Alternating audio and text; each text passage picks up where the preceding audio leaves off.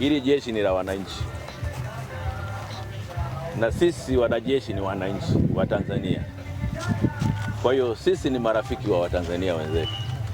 Kwa hiyo unapoona sehemu yoyote, na wala isiwe kwenye maonyesho haya tu, sehemu ambako kuna wanajeshi ndio sehemu salama ya kukimbilia. Ninaamini kabisa ukikuta mwanajeshi alipo ana uwezo wa kusaidia kile ambacho unataka usaidiwe. Kwa hiyo mimi niwakaribishe na wasiogope kuona combat sehemu yoyote. Bahati nzuri combat zetu hapa, mwanajeshi unavaa combat, alafu anapokwenda vitani anakuwa na silaha. Lakini hapa sidhani kama utakutana na silaha. Utaona ni combat kama vazi la kumuonyesha kwamba huyu ni mwanajeshi wa Jeshi la Ulinzi la Wananchi wa Tanzania, lakini kama lilivyo jina lenyewe la Jeshi la Ulinzi la Wananchi wa Tanzania ni kwamba ni jeshi la wananchi. Wenye jeshi lao waje walione jeshi lao linafanya nini.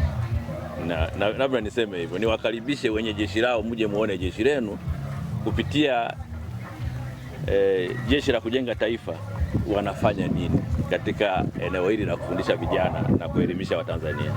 Kwa hiyo niseme tu kwamba mimi nitaka kusema kwamba kile mtu alichokiona mwaka jana, kama aliona cabbage ya mwaka jana, mwaka huu ataona pale mapungufu yaliyokuwepo mwaka jana, mwaka huu tumerekebisha.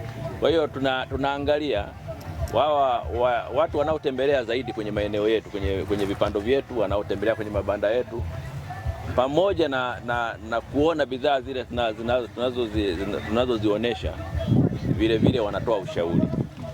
Kwa hiyo tumekuwa ni wazuri wa kusikiliza ushauri wa watu mbalimbali.